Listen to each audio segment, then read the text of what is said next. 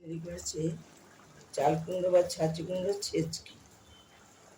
ওই সর্ষে আর লঙ্কা ফোড়ন দিয়েছি, শুকনো লঙ্কা, বড়ি দিয়েছি, এই যে বড়ি, এই যে ছড়িয়ে দিলাম নামাবার আগে।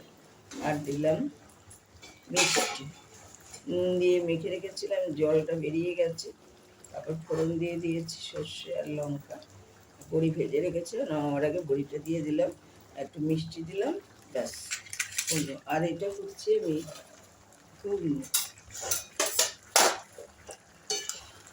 ছোলা আর মটরের, সাদা ছোলা না, লাল ছোলা, আর এইটাই বড় বড় বড় জাতের ছোলা এটা, আর খুবই মটর, এই দুটো একসঙ্গে সেদ্ধ করে আমি করছি। এবার দিলাম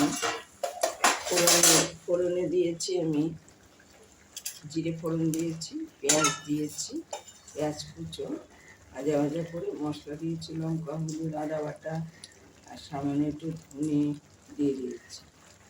এবার তারপরে ছোলাগুলো আর মটর ঢেলে দিয়েছি। এবার আমি আলুটা সেদ্ধ করে রেখে এটা দিয়ে দিচ্ছি। এটা একটু অন্যরকম করে করবো বলে আমি এটা দিয়ে দিলাম আলুটা। আচ্ছা, এবার আমি ডিম দেব।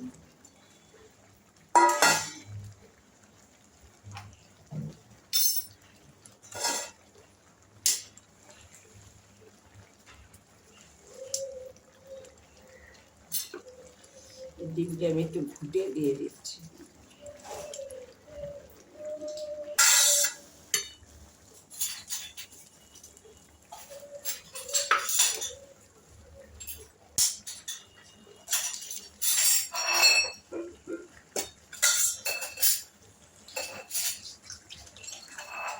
ডিমটা আমি ঘুটে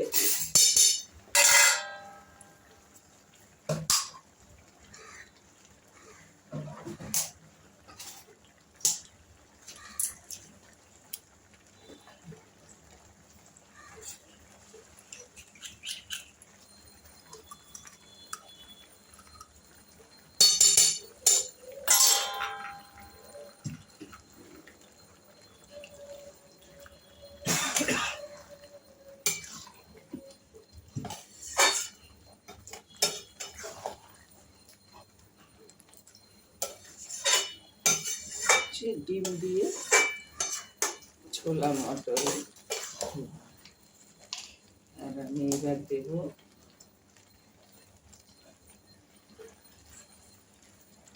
যার ইচ্ছে বেশি অমলেট করে দিতে পারবেন, কিন্তু এটা কাঁচা ডিমটা যেমন দিচ্ছি তরকা ডালের মধ্যে আমরা দিই, সেটা করে দিই। আর এবার আমি একটু ভাজা, যেহেতু আমি জিরে দেইনি, এবার একটু ভাজা জিরে আর আমি একটু গরম মশলা দেবো।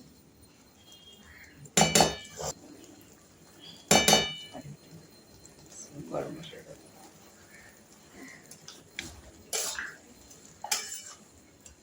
লঙ্কা দিয়েছি, হলুদ দিয়েছি, কাঁচা লঙ্কা আজকে আমি দিইনি, এক একদিন দিই, কিন্তু আজকে আমি কাঁচা লঙ্কা দিইনি। আমি গরম মশলাটা ছড়িয়ে দিলাম, এটা দারচিনি, লবঙ্গ, এলাচ দিয়ে তৈরি করি। ভালো লাগলে লাইক করুন, শেয়ার করুন, সাবস্ক্রাইব করুন, আমার পাশে একটু থাকুন। কেমন লাগলো একটু কমেন্টস করে জানান। এবার আমি ভিডিওটা শেষ করে দিচ্ছি। লবণ দিয়েছি আমি, সেদ্ধর সময় দিয়েছি, আলুতেও দিয়েছি, পরেও দিয়েছি, যে যেমন খাবেন লবণ দেবেন। ভিডিওটা আমি শেষ করছি।